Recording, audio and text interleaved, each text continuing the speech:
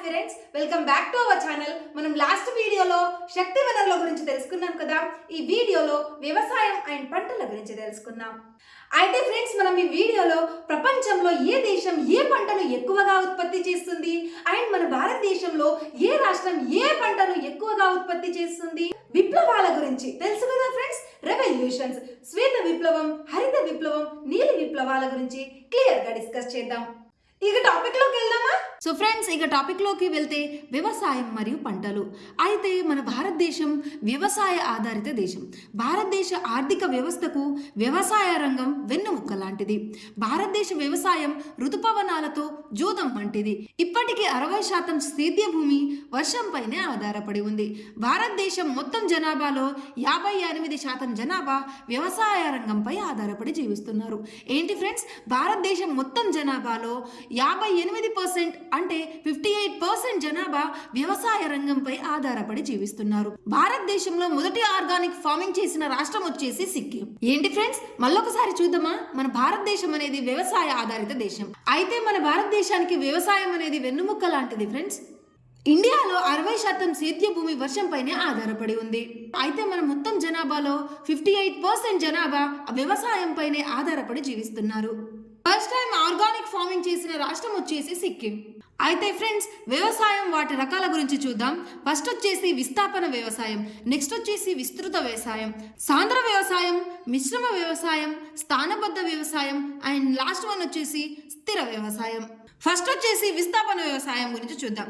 కొండ ప్రాంతాలలో లేదా అటవీ ప్రాంతాలలో గిరిజనులు అడవులను నరికేసి దానిని వ్యవసాయ యోగ్యంగా మార్చుకొని అక్కడ వ్యవసాయ కార్యకలాపాలు నిర్వహిస్తూ ఆ భూమి సారాన్ని కోల్పోయిన తర్వాత ఆ ప్రాంతాన్ని వదిలి పక్క ప్రాంతాన్ని చేరుకోవడాన్ని విస్థాపన వ్యవసాయం అంటారు. సో అర్థమైంది కదా ఫ్రెండ్స్, విస్థాపన వ్యవసాయం అంటే ఏంటి? అడవులలో అంటే కొండ ప్రాంతాల్లో జీవించే గిరిజనులు అక్కడ ఉన్న అడవులను నరికేసి అక్కడ కొద్ది రోజులు వ్యవసాయం చేసి భూమి సారాన్ని కోల్పోయిన తర్వాత వేరే ప్రాంతానికి వెళ్ళడమే విస్థాపన వ్యవసాయం. అయితే ఫ్రెండ్స్, భారతదేశంలో విస్థాపన వ్యవసాయాన్ని ఒక్కో రాష్ట్రంలో ఒక్కో పేరుతో పిలుస్తారు. ఫస్ట్ వచ్చేసి కేరళలో పూనం అని పిలుస్తారు, పశ్చిమ కనుమల్లో కుమారి అని పిలుస్తారు, ఆంధ్రప్రదేశ్లో అయితే పోడు వ్యవసాయం లేదా పెండ వ్యవసాయం అంటారు, హిమాలయాల్లో ఖిల్ అని, అస్సాం మేఘాలయ మిజోరాంలో జూమ్ లేదా జుమ్మింగ్ అని, మధ్యప్రదేశ్లో బేవార్, బీరా, పెండ, మాషా, డాహియా అని, ఒరిస్సాలో పామదాచి, బింగ్రా, కోమన్, దీటి అని, రాజస్థాన్లో వాత్రా, వాల్రే, వాల్టన్ అని, ఛత్తీస్గఢ్, అండమాన్ నికోబార్ దీవుల్లో అయితే దీపా అని పిలుస్తారు. ప్రస్తుతం విస్థాపన వ్యవసాయ పద్ధతులను ఎక్కువగా అనుసరిస్తున్న ఈశాన్య రాష్ట్రం వచ్చేసి నాగాలాండ్. సో ఏంటి ఫ్రెండ్స్, విస్థాపన వ్యవసాయం అంటే ఏంటి? అడవులలో కొండ ప్రాంతాల్లో ఉండే గిరిజనులు అక్కడ ఉన్న అడవులను క్లీన్ చేసుకొని వ్యవసాయం చేసి కొద్ది రోజులు వ్యవసాయం చేశాక భూమి సారాన్ని కోల్పోయిన తరువాత వేరే ప్రాంతానికి వెళ్ళి వ్యవసాయం చేసుకోవడాన్ని విస్థాపన వ్యవసాయం అంటారు. ఇప్పుడు విస్తృత వ్యవసాయం గురించి చూద్దాం. అధిక విస్తీర్ణం గల దేశాలలో అంటే ఇక్కడ జనాభా తక్కువ ఉండి దేశం యొక్క విస్తీర్ణం అనేది ఎక్కువగా ఉంటుంది. ఇక్కడ ఆధునిక పద్ధతుల ద్వారా వ్యవసాయ కార్యకలాపాలు నిర్వహించడాన్ని విస్తృత వ్యవసాయం అంటారు. ఏంటి ఫ్రెండ్స్, అర్థమైంది కదా. ల్యాండ్ ఎక్కువగా ఉండి జనాభా తక్కువగా ఉండే దేశాలలో ఆధునిక టెక్నాలజీని యూజ్ చేసి వ్యవసాయం చేయడాన్ని విస్తృత వ్యవసాయం అంటారు. లైక్ అమెరికా, రష్యా, కెనడా వంటి దేశాల్లో ఈ విస్తృత వ్యవసాయానికి ఎక్కువ ప్రాధాన్యత ఉంటుంది. నెక్స్ట్ వచ్చేసి సాంద్ర వ్యవసాయం. ఎక్కువ జనాభా గల దేశాలలో ఆధునిక పద్ధతులను ఉపయోగించి అధికంగా రసాయన ఎరువులను వాడి దిగుబడిని సాధిస్తూ చేసే వ్యవసాయాన్ని సాంద్ర వ్యవసాయం అంటారు. ఏంటి ఫ్రెండ్స్, ఎక్కువ జనాభా గల దేశాలలో ఆధునిక పద్ధతులను ఉపయోగించి ఎక్కువ రసాయనిక ఎరువులను వాడి ఎక్కువ దిగుబడిని సాధిస్తూ చేసే వ్యవసాయాన్ని సాంద్ర వ్యవసాయం అంటారు. నెక్స్ట్ వచ్చేసి మిశ్రమ వ్యవసాయం. వ్యవసాయ కార్యకలాపాలతో పాటు పశుపోషణ, డైరీల నిర్వహణ, పౌల్ట్రీల నిర్వహణ వంటి కార్యకలాపాలు చేయడాన్ని మిశ్రమ వ్యవసాయం అంటారు. సో అర్థమైంది కదా ఫ్రెండ్స్, మిశ్రమ వ్యవసాయం అంటే ఏంటి? వ్యవసాయంతో పాటు డైరీలు అంటే మిల్క్ డైరీలు ఉంటాయి కదా ఫ్రెండ్స్, అవి అండ్ పౌల్ట్రీల నిర్వహణను వంటి కార్యకలాపాలను చేస్తూ వ్యవసాయం చేసుకోవడాన్ని మిశ్రమ వ్యవసాయం అంటారు. నెక్స్ట్ వచ్చేసి స్థానబద్ధ వ్యవసాయం. ఒక నిర్దిష్ట ప్రాంతానికి పరిమితం అయిపోయి చేయు వ్యవసాయాన్ని స్థానబద్ధ వ్యవసాయం అంటారు. ఏంటి ఫ్రెండ్స్, ఒకే చోట స్థిరపడి అక్కడే వ్యవసాయం చేసుకోవడాన్ని స్థానబద్ధ వ్యవసాయం అంటారు. దీనిని భారత్లో జీవనాధార వ్యవసాయం అంటారు. స్థిర వ్యవసాయం నిర్దిష్ట భూమిని ఎంచుకున్న తరువాత అందులో సగభాగంలో మాత్రమే సాగు చేస్తూ సారం తగ్గిన తర్వాత మిగిలిన సగభాగాన్ని మారిపోయి అక్కడ సాగు చేస్తూ సారం తగ్గిన తర్వాత మరలా మొదటి భాగానికి మారుతూ దశల వారీగా చేయు వ్యవసాయాన్ని స్థిర వ్యవసాయం అంటారు. సో ఏంటి ఫ్రెండ్స్, అర్థమైంది కదా? ఇదంతా ల్యాండ్ అనుకోండి, దీంట్లో 2 భాగాలు చేస్తే కొద్ది రోజులు ఇక్కడ వ్యవసాయం చేశాక మళ్ళీ ఇక్కడ సారం తగ్గిన తర్వాత ఇక్కడ వచ్చి చేస్తారు, మళ్ళీ ఇక్కడ సారం తగ్గాక ఇక్కడ వచ్చి చేస్తారు. ఇలా చేంజ్ చేస్తూ చేసే వ్యవసాయాన్ని స్థిర వ్యవసాయం అంటారు. పంట వేసే కాలం ఆధారంగా ఒక సంవత్సరాన్ని 3 సీజన్లుగా వర్గీకరించారు. ఏంటి ఫ్రెండ్స్ అవి? ఖరీఫ్, రబీ అండ్ జయాద్. ఖరీఫ్ వచ్చేసి జూన్ నుంచి సెప్టెంబర్ వరకు ఉంటుంది, September or October friends. And rabi వచ్చేసి నవంబర్ నుంచి ఫిబ్రవరి ఆర్ మార్చ్ వరకు ఉంటుంది. జయాద్ వచ్చేసి ఏప్రిల్ నుంచి జూన్ వరకు ఉంటుంది. సో ఇది గుర్తుపెట్టుకోండి ఫ్రెండ్స్, చాలా ఇంపార్టెంట్, ఎగ్జామ్లో చాలా సార్లు అడిగారు. నెక్స్ట్ వచ్చేసి పంటలు రకాలు ఫ్రెండ్స్. ఏ పంటలు ఉంటాయి ఫ్రెండ్స్? ఆహార పంటలు, వాణిజ్య పంటలు లేదా నగదు పంటలు, తోట పంటలు, ఉద్యానవన పంటలు. అయితే ఆహార పంటలు వచ్చేసి ఇవి ఉంటాయి ఫ్రెండ్స్, చూసుకొని నోట్ చేసుకోండి. అండ్ వాణిజ్య పంటలు వచ్చేసి ఇవి, తోట పంటలు వచ్చేసి కాఫీ, తేయాకు ఇవి ఉంటాయి ఫ్రెండ్స్. ఉద్యానవన పంటలు వచ్చి ఇవి ఉంటాయి. ఫస్ట్ వరి పంట గురించి చూద్దాం ఫ్రెండ్స్. శాస్త్రీయ నామం వచ్చేసి ఒరైజే సటైనా. ఫస్ట్ వచ్చేసి వరి పంట ఫ్రెండ్స్, దీని యొక్క శాస్త్రీయ నామం వచ్చేసి ఒరైజే సటైనా. వరి సాగు చేయడాన్ని హో కల్చర్ అంటారు.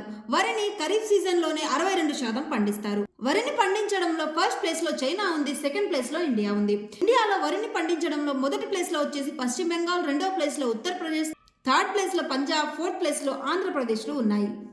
అంతర్జాతీయ వరి పరిశోధన కేంద్రం వచ్చేసి మనీలాలో ఉంది.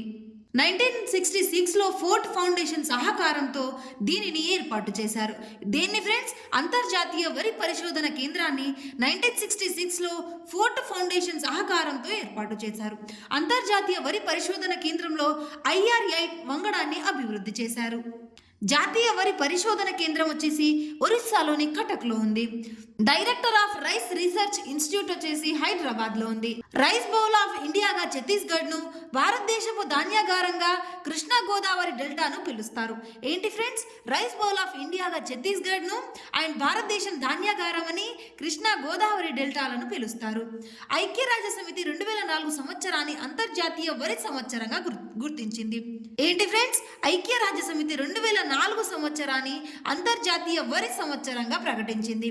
దీని యొక్క నినాదం వచ్చేసి రైస్ ఈజ్ లైఫ్. నెక్స్ట్ వచ్చేసి గోధుమ. దీని యొక్క శాస్త్రీయ నామం వచ్చేసి ట్రిటికమ్ వల్గేర్. దేశం మొత్తం విస్తీర్ణంలో 27% విస్తీర్ణంలో దీనిని పండిస్తున్నారు. ఏంటి ఫ్రెండ్స్? దేశం యొక్క మొత్తం విస్తీర్ణంలో 27% విస్తీర్ణంలో గోధుమను పండిస్తున్నారు. ప్రపంచ ఉత్పత్తిలో గోధుమను పండించడంలో ఫస్ట్ ప్లేస్ లో చైనా ఉంటే సెకండ్ ప్లేస్ లో మన ఇండియా ఉంది. ఇండియాలో ఉత్పత్తి విషయానికి వస్తే గోధుమ ఉత్పత్తిలో ఫస్ట్ ప్లేస్ లో ఉత్తరప్రదేశ్, సెకండ్ ప్లేస్ లో పంజాబ్, థర్డ్ ప్లేస్ లో మధ్యప్రదేశ్ లో ఉన్నాయి. జాతీయ గోధుమ పరిశోధన కేంద్రం వచ్చేసి హర్యానాలోని కర్నాల్ అనే ప్రాంతంలో ఉంది. నెక్స్ట్ వచ్చేసి మొక్కజొన్న. దీని యొక్క శాస్త్రీయ నామం వచ్చేసి జియామేజ్. భారతదేశం యొక్క మొత్తం పంట విస్తీర్ణంలో దీని యొక్క వాటా వచ్చేసి 3.6%. ప్రపంచ ఉత్పత్తి విషయానికి వస్తే ఫస్ట్ ప్లేస్ లో అమెరికా ఉంది, సెకండ్ ప్లేస్ లో చైనా ఉంది. భారతదేశ ఉత్పత్తి విషయానికి వస్తే ఫస్ట్ వచ్చేసి కర్ణాటక రాష్ట్రం ఉంది, సెకండ్ ప్లేస్ లో మధ్యప్రదేశ్, థర్డ్ ప్లేస్ లో బీహార్. నెక్స్ట్ వచ్చేసి జొన్నలు. దీని యొక్క శాస్త్రీయ నామం వచ్చేసి స్వర్గం వల్కిర్. దీనిని పేదవాని ఆహారం, గ్రేట్ మిల్లెట్, కెమెల్ క్రాప్ అని కూడా పిలుస్తారు. ప్రపంచ ఉత్పత్తి విషయానికి వస్తే జొన్నలను ఉత్పత్తి చేయడంలో ఫస్ట్ ప్లేస్ లో అమెరికా ఉంది, సెకండ్ ప్లేస్ లో నైజీరియా ఉంది. ఇండియా విషయానికి వస్తే ఫస్ట్ ప్లేస్ లో మహారాష్ట్ర, సెకండ్ ప్లేస్ లో కర్ణాటక, థర్డ్ ప్లేస్ లో మధ్యప్రదేశ్ లో ఉన్నాయి. ఇది ప్రధానంగా ద్వీపకల్ప భారతదేశంలోని నల్లరేగడి నేలల్లో పండుతుంది. ఫ్రెండ్స్, అయితే ఈ నల్లరేగడి నేలలు నల్లగా ఉండడానికి కారణం ఏంటో తెలుసు కదా? మనం ఆల్రెడీ నేలల టాపిక్లో డిస్కస్ చేశాం కదా. దీంట్లో ఇనుము అండ్ మెగ్నీషియం అనేవి ఎక్కువగా ఉండడం వల్ల ఈ నేలలు నల్లగా ఉంటాయి. అయితే ఈ నల్లరేగడి నేలలను తనను తాను దున్నుకునే నేలలు అని, ప్రపంచంలో అత్యంత సారవంతమైన చెర్నోజెమ్స్ నేలలతో వీటిని పోలుస్తారు. ఇక నెక్స్ట్ పాయింట్కి వస్తే జొన్నలను ఖరీఫ్ అండ్ రబీ సీజన్లోనే పండిస్తారు. భారతదేశం మొత్తం ఉత్పత్తిలో 50% కంటే ఎక్కువ ఒక్క మహారాష్ట్రలోనే పండిస్తారు. ఏంటి ఫ్రెండ్స్? భారతదేశంలో 50% కంటే ఎక్కువ ఈ జొన్నలను మహారాష్ట్రలోనే పండిస్తారు. నెక్స్ట్ వచ్చేసి సజ్జలు. దీని యొక్క శాస్త్రీయ నామం వచ్చేసి పెన్నెసిటమ్ టైపాయిడమ్. భారతదేశంలో ఉత్పత్తి విషయానికి వస్తే దీనిని ఎక్కువగా రాజస్థాన్లో పండిస్తారు. సెకండ్ ప్లేస్లో వచ్చేసి ఉత్తరప్రదేశ్, థర్డ్ ప్లేస్లో వచ్చేసి గుజరాత్. రాగుల యొక్క శాస్త్రీయ నామం వచ్చేసి ఎలియోసినా కొరకోనా. ప్రపంచంలో రాగుల యొక్క ఉత్పత్తి విషయానికి వస్తే మొదటి ప్లేస్లో భారత్, సెకండ్ ప్లేస్లో బ్రెజిల్లో ఉన్నాయి. అండ్ భారత్లో ఉత్పత్తి విషయానికి వస్తే మొదటి ప్లేస్లో కర్ణాటక, రెండవ ప్లేస్లో తమిళనాడు, మూడవ ప్లేస్లో ఉత్తరాఖండ్లు ఉన్నాయి. దీనిని ఖరీఫ్ సీజన్ లో పండిస్తారు. ఏంటి ఫ్రెండ్స్, రాగులను ఖరీఫ్ సీజన్ లో పండిస్తారు. నెక్స్ట్ వచ్చేసి బార్లీ. దీని యొక్క శాస్త్రీయ నామం వచ్చేసి హార్టియం వల్గేర్. భారతదేశంలో బార్లీ యొక్క ఉత్పత్తి విషయానికి వస్తే మొదటి ప్లేస్ లో రాజస్థాన్, సెకండ్ ప్లేస్ లో ఉత్తరప్రదేశ్, మూడవ ప్లేస్ లో మధ్యప్రదేశ్లో ఉన్నాయి. నెక్స్ట్ వచ్చేసి బంగాళాదుంపలు. దీని యొక్క శాస్త్రీయ నామం వచ్చేసి సోలానామ్ ట్యూబరోసమ్. ఈ బంగాళాదుంపలను పండించడంలో ప్రపంచంలో ఉత్పత్తి విషయానికి వస్తే మొదటి ప్లేస్లో చైనా, సెకండ్ ప్లేస్లో ఇండియాలు ఉన్నాయి. అండ్ ఇండియాలో ఉత్పత్తి విషయానికి వస్తే ఫస్ట్ ప్లేస్లో ఉత్తరప్రదేశ్, సెకండ్ ప్లేస్లో పశ్చిమ బెంగాల్లో ఉన్నాయి. నెక్స్ట్ వచ్చేసి నూనె గింజల విషయానికి వస్తే ఫస్ట్ వేరుశెనగలు. దీని యొక్క శాస్త్రీయ నామం వచ్చేసి అరాకీస్ హైఫోజియం. ఇది ఖరీఫ్ సీజన్లో పండే ప్రధాన వర్షధార పంట. ఏంటి ఫ్రెండ్స్, వేరుశెనగ వచ్చేసి వర్షధార పంట. ప్రపంచ ఉత్పత్తి విషయానికి వస్తే మొదటి ప్లేస్లో చైనా, సెకండ్ ప్లేస్లో ఇండియాలు ఉన్నాయి. అండ్ ఇండియాలో ఉత్పత్తి విషయానికి వస్తే వేరుశెనగలను ఎక్కువగా ఉత్పత్తి చేసే రాష్ట్రం వచ్చేసి గుజరాత్, సెకండ్ ప్లేస్లో వచ్చేసి రాజస్థాన్లో ఉన్నాయి. నెక్స్ట్ వచ్చేసి సోయాబీన్. ప్రపంచంలో దీనిని ఉత్పత్తి చేయడంలో మొదటి ప్లేస్లో చైనా, సెకండ్ ప్లేస్లో అమెరికా, మూడవ ప్లేస్లో, థర్డ్ ప్లేస్లో ఇండియాలు ఉన్నాయి. ఇండియాలో ఉత్పత్తి విషయానికి వస్తే ఫస్ట్ ప్లేస్లో మధ్యప్రదేశ్, సెకండ్ ప్లేస్లో మహారాష్ట్రలు ఉన్నాయి. సోయాబీన్ రీజియన్ ఆఫ్ ఇండియాగా మధ్యప్రదేశ్ను పిలుస్తారు. ఏంటి ఫ్రెండ్స్, సోయాబీన్ రీజియన్ ఆఫ్ ఇండియాగా మధ్యప్రదేశ్ను పిలుస్తారు. నెక్స్ట్ వచ్చేసి సన్ఫ్లవర్. ప్రపంచ ఉత్పత్తి విషయానికి వస్తే దీనిని మొదటగా రష్యా ఎక్కువగా ఉత్పత్తి చేస్తుంది. సెకండ్ ప్లేస్లో ఇండియా. ఇండియాలో ఉత్పత్తి విషయానికి వస్తే మొదటి ప్లేస్లో కర్ణాటక, సెకండ్ ప్లేస్లో ఒరిస్సాలు ఉన్నాయి. నెక్స్ట్ వచ్చేసి వాణిజ్య లేదా నగదు పంటలు. ఫస్ట్ వచ్చేసి పత్తి. దీని యొక్క శాస్త్రీయ నామం గాసిపియం హెర్బేషియం. దీనిని కింగ్ ఆఫ్ ఫైబర్ అని, తెల్ల బంగారం అని పిలుస్తారు. ఏంటి ఫ్రెండ్స్, పత్తి పంటను కింగ్ ఆఫ్ ఫైబర్ అని, తెల్ల బంగారం అని పిలుస్తారు. అండ్ నల్ల బంగారం అని దేన్ని అంటారు ఫ్రెండ్స్, బొగ్గునంటారు. ఫస్ట్ దీనిని సింధు లోయ ప్రాంతంలో పండించారు. ఏంటి ఫ్రెండ్స్, ఫస్ట్ దీనిని సింధు లోయ ప్రాంతంలో పండించారు. ప్రపంచంలో ఉత్పత్తి విషయానికి వస్తే దీనిని చైనా ఎక్కువగా ఉత్పత్తి చేస్తుంది. అండ్ రెండో ప్లేస్లో మన భారతదేశం ఉంది. ఇండియాలో ఉత్పత్తి విషయానికి వస్తే మన మహారాష్ట్ర దీనిని ఎక్కువగా ఉత్పత్తి చేస్తుంది. అండ్ సెకండ్ ప్లేస్లో గుజరాత్, థర్డ్ ప్లేస్లో మన తెలంగాణ ఉంది. జాతీయ పత్తి పరిశోధన కేంద్రం నాగపూర్లో ఉంది. నెక్స్ట్ వచ్చేసి పొగాకు. దీని యొక్క శాస్త్రీయ నామం వచ్చేసి నికోటియానా టొబకం. పొగాకును భారత్కు పరిచయం చేసింది వచ్చేసి పోర్చుగీస్ వారు. పొగాకులోని ఆల్కలాయిడ్ నికోటిన్. ఏంటి ఫ్రెండ్స్, పొగాకులోని ఆల్కలాయిడ్ వచ్చేసి నికోటిన్. ప్రపంచంలో దీని యొక్క ఉత్పత్తి విషయానికి వస్తే దీనిని ఎక్కువగా చైనా ఉత్పత్తి చేసింది. రెండో ప్లేస్లో బ్రెజిల్ అండ్ మూడో ప్లేస్లో మన ఇండియా ఉంది. భారత్లో ఉత్పత్తి విషయానికి వస్తే దీనిని ఎక్కువగా ఆంధ్రప్రదేశ్ ఉత్పత్తి చేస్తుంది. రెండవ ప్లేస్లో గుజరాత్ ఉంది. పొగాకు ఉత్పత్తులపై నిషేధం విధించిన రాష్ట్రం వచ్చేసి గోవా. పొగాకు వ్యతిరేక దినం మే 31. నెక్స్ట్ వచ్చేసి చెరుకు. దీని యొక్క శాస్త్రీయ నామం వచ్చేసి సకారం అబీసినారం. ఇది దీర్ఘకాలపు పంట. అంటే దీనిని ఎక్కువ రోజులు పండిస్తారేమో ఫ్రెండ్స్. ప్రపంచ ఉత్పత్తి విషయానికి వస్తే దీనిని ఎక్కువగా బ్రెజిల్ పండిస్తుంది. రెండో స్థానంలో మన భారతదేశం ఉంది. భారత్లో ఉత్పత్తి విషయానికి వస్తే దీనిని ఎక్కువగా ఉత్తరప్రదేశ్ రాష్ట్రం పండిస్తుంది. సెకండ్ మహారాష్ట్ర పండిస్తుంది. ప్రపంచంలో చెరుకు సాగు భూమి ఎక్కువ గల దేశం వచ్చేసి ఇండియా. ఏంటి ఫ్రెండ్స్, ప్రపంచంలో చెరుకును సాగు చేసే భూమి ఎక్కువగా ఇండియాలో ఉంది. నెక్స్ట్ వచ్చేసి జనుము. దీని యొక్క శాస్త్రీయ నామం వచ్చేసి కార్కోరస్ కాప్సులారిస్. ఏం శాస్త్రీయ నామాలో ఏంటో ఫ్రెండ్స్, ఒక్కోసారి నోరే తిరగవు, కానీ వీటిని మనం గుర్తుపెట్టుకోవాలి. ఇక నెక్స్ట్ పాయింట్ విషయానికి వస్తే దీనిని గోల్డెన్ ఫైబర్ అని పిలుస్తారు. ఏంటి ఫ్రెండ్స్, జనుముని గోల్డెన్ ఫైబర్గా పిలుస్తారు. దీనిని బుల్లెట్ ప్రూఫ్ జాకెట్ తయారీలో వాడుతారు. జనుముని ఉత్పత్తి చేయడంలో ప్రపంచం విషయానికి వస్తే మొదటి ప్లేస్లో ఇండియా, సెకండ్ ప్లేస్లో బంగ్లాదేశ్లు ఉన్నాయి. ఫ్రెండ్స్, ఇక్కడ గుర్తుపెట్టుకోండి, జనుముని ఉత్పత్తి చేయడంలో మన ఇండియా ఫస్ట్ ప్లేస్లో ఉంది. ఇండియా విషయానికి వస్తే ఫస్ట్ వచ్చేసి పశ్చిమ బంగాల్ జనుమును ఎక్కువగా పండిస్తుంది. నెక్స్ట్ వచ్చేసి బీహార్. ఫ్రెండ్స్, ఇందులో ఈ పాయింట్ గుర్తుపెట్టుకోండి, బుల్లెట్ ప్రూఫ్ జాకెట్ తయారీలో ఈ జనుమును వాడుతారు. నెక్స్ట్ వచ్చేసి తోట పంటలు. కాఫీ. దీని యొక్క శాస్త్రీయ నామం వచ్చేసి కాఫియా అరబికా. కాఫీకి పుట్టినిల్లు అబినీసియా. కాఫీలోని ఆల్కలాయిడ్ వచ్చేసి కెఫిన్. ఏంటి ఫ్రెండ్స్? కాఫీలోని ఆల్కలాయిడ్ వచ్చేసి కెఫిన్. భారత్కు కాఫీను పరిచయం చేసింది బాబా బుడాన్. అయితే ఈ కాఫీ పంటలను ఎక్కువగా బాబా బుడాన్ కొండల్లో పండిస్తారు ఫ్రెండ్స్. దీంట్లో ప్రపంచంలో దీని యొక్క ఉత్పత్తి విషయానికి వస్తే ఫస్ట్ ప్లేస్లో బ్రెజిల్, సెకండ్ ప్లేస్లో వియత్నాం అండ్ మన భారత్ వచ్చేసి 8వ స్థానంలో ఉంది. భారత్లో ఉత్పత్తి విషయానికి వస్తే కాఫీని ఫస్ట్ ఎక్కువగా కర్ణాటక పండిస్తుంది. సెకండ్ ప్లేస్లో కర్ణాటక, థర్డ్ ప్లేస్లో తమిళనాడులో ఉన్నాయి. నెక్స్ట్ వచ్చేసి తేయాకు. దీని యొక్క శాస్త్రీయ నామం థియోసైనాన్సిస్.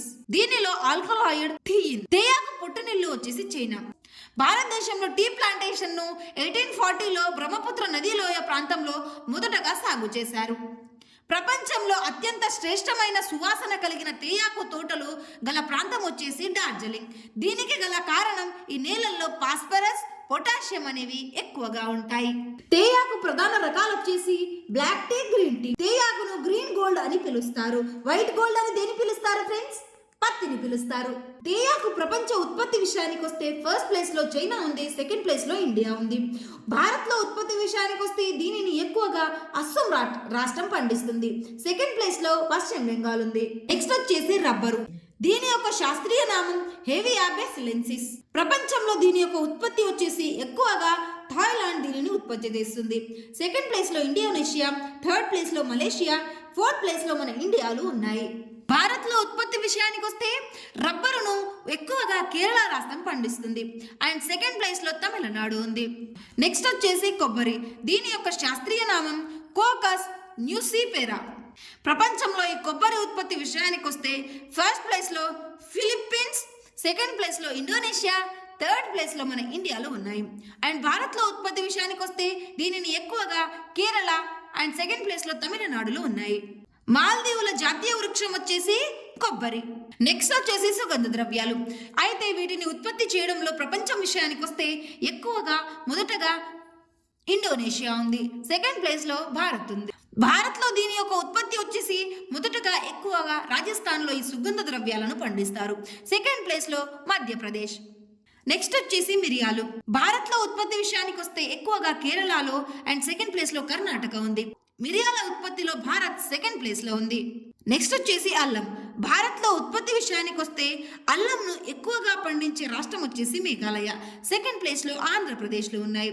ప్రపంచంలో అల్లం ఉత్పత్తిలో భారతదేశం ఫస్ట్ ప్లేస్లో ఉంది. మిర్చి. దీని యొక్క శాస్త్రీయ నామం వచ్చేసి క్యాప్సికమ్ ఆనామ్. భారత్లో దీని యొక్క ఉత్పత్తి విషయానికి వస్తే దీన్ని ఎక్కువగా ఆంధ్రప్రదేశ్ పండిస్తుంది. సెకండ్ ప్లేస్లో కర్ణాటక ఉంది. నెక్స్ట్ వచ్చేసి పసుపు. దీని యొక్క శాస్త్రీయ నామం క్యారెకుమంగా. ప్రపంచ ఉత్పత్తి విషయానికి వస్తే ఫస్ట్ ప్లేస్లో మన ఇండియా ఉంది. భారత్లో ఉత్పత్తి విషయానికి వస్తే మన తెలంగాణ ఫస్ట్ ప్లేస్లో ఉంది. సెకండ్ ప్లేస్లో మహారాష్ట్ర ఉంది. నెక్స్ట్ వచ్చేసి కుంకుమ పువ్వు. ఇది జమ్మూ కాశ్మీర్లోని కారేవా నేలల్లో బాగా పండిస్తారు. ప్రపంచంలో ఉత్పత్తి విషయానికి వస్తే కుంకుమ పువ్వును మన ఇండియా ఎక్కువగా పండిస్తుంది. ఇండియాలో జమ్మూ కాశ్మీర్లో, ఉత్తరాఖండ్లో వీటిని పండిస్తారు. ఫ్రెండ్స్, నెక్స్ట్ వచ్చేసి విప్లవాల గురించి చూద్దాం.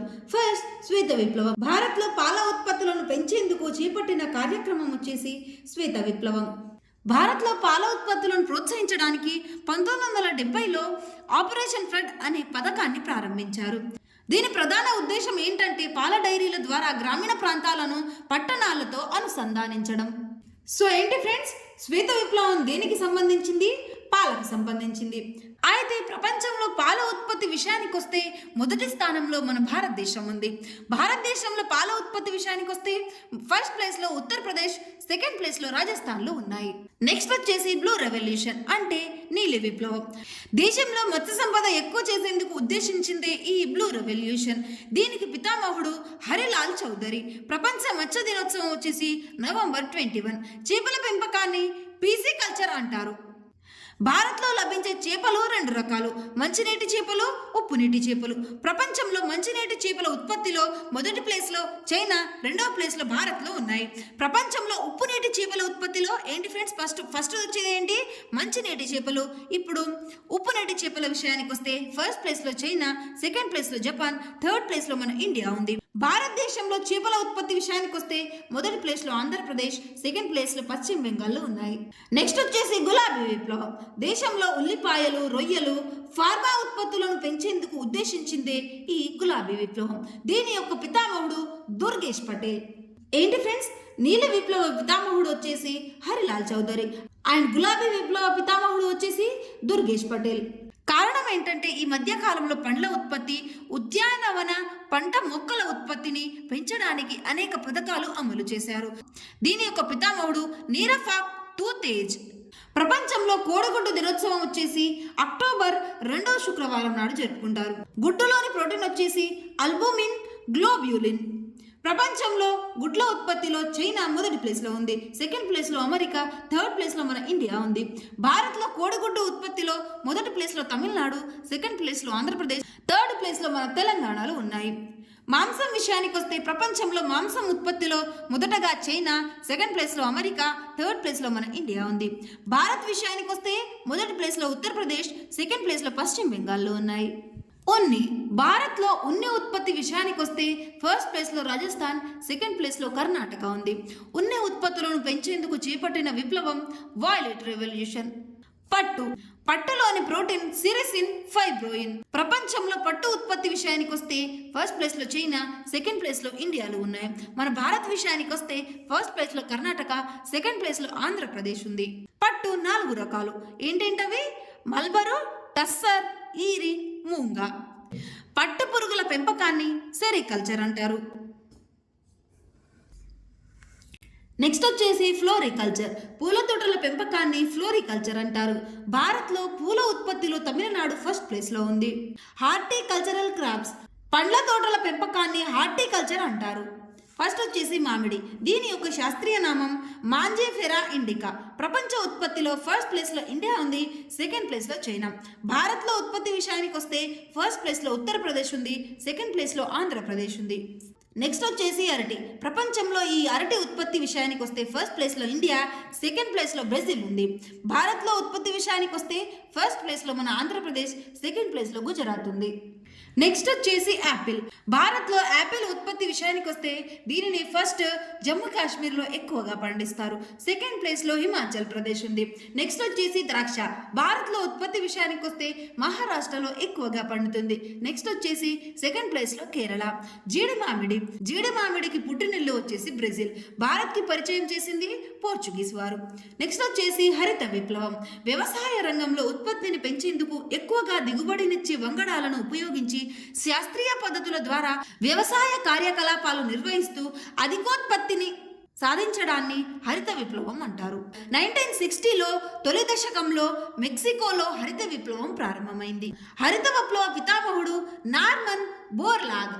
భారతదేశంలో హరిత విప్లవ పితామహుడు ఎంఎస్ స్వామినాథన్. సాంద్ర వ్యవసాయ జిల్లాల పథకం. దీనికి హరిత విప్లవం మొట్టమొదటి మెట్టుగా చెప్పవచ్చు.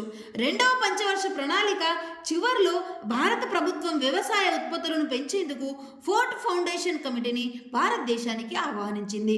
ఈ committee India's food crisis and steps to meet it అనే పేరుతో 1959లో తన నివేదికను ఇచ్చింది. దీని మేరకు 1960వ సంవత్సరంలో 7 జిల్లాలలో ఐఏడిపి అనే కార్యక్రమాన్ని ప్రారంభించారు. ఆంధ్ర వ్యవసాయ ప్రాంతాల కార్యక్రమం. ఐఏడిపి కార్యక్రమం విజయవంతం కావడంతో ఐఏఏపి కార్యక్రమాన్ని 114 జిల్లాలలో 1965లో అమలు చేశారు. అధిక దిగుబడి వంగడాల కార్యక్రమం. 1966 ఖరీఫ్ సీజన్ అంటే అప్పటి ప్రధాని ఇందిరాగాంధీ కాలంలో ఈ ప్రోగ్రాం ప్రారంభించింది. వరి వంగడాలు ఏంటండి friends? Taiwan Taichung native, Ceylon H4, Malaysia Masuri వరి వంగడాలు అభివృద్ధి చేయబడినది. ఏంటి friends? Taiwan Taichung native, Ceylon H4, Malaysia Masuri అనే వరి వంగడాలు అభివృద్ధి చేయబడినవి. IR3, IR8, IR67 వంటి వరి వంగడాలు అంతర్జాతీయ వరి పరిశోధన కేంద్రంలో అభివృద్ధి చేయబడినవి. IR8ను అద్భుత వరి అంటారు. 1968లో ఫోర్ట్ ఫౌండేషన్ సహకారంతో ఫిలిప్పైన్స్ రాజధాని అయిన మనీలాలో అంతర్జాతీయ వరి పరిశోధన కేంద్రాన్ని ఏర్పాటు చేశారు. 1984 నాటికి ఏపీ అంటే మన ఆంధ్ర ఆహార ధాన్యాల విషయంలో స్వయం సమృద్ధిని సాధించింది. 1990 నాటికి భారతదేశ ఆహార ధాన్య విషయంలో స్వయం సమృద్ధిని సాధించింది. హరిత విప్లవాన్ని ప్రారంభించిన రాష్ట్రాలు పంజాబ్, హర్యానా అండ్ ఉత్తరప్రదేశ్. హరిత విప్లవం వల్ల లబ్ధి పొందిన ఆహార పంటలు ఏవి ఫ్రెండ్స్? గోధుమ, మొక్కజొన్న, వరి అండ్ జొన్న. హరిత విప్లవం వల్ల లబ్ధి పొందిన వాణిజ్య పంట పత్తి. హరిత విప్లవం వల్ల లబ్ధి పొందిన కూరగాయ పంట బంగాళాదుంపలు. ఫ్రెండ్స్, ఈ రెవల్యూషన్స్ చాలా ఉంటాయి. వీడియో పాజ్ చేసి నోట్ చేసుకోండి.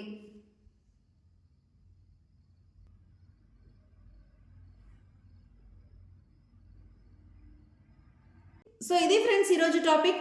నెక్స్ట్ వీడియోలో ఇంకో టాపిక్తో మళ్ళీ కలుద్దాం. వీడియో నచ్చితే లైక్ చేసి ఇలాంటి ఇన్ఫర్మేటివ్ వీడియోస్ కోసం మన ఛానల్ని సబ్స్క్రైబ్ చేసుకోండి. మీ ప్రిపరేషన్కి యూజ్ అవుతుంది.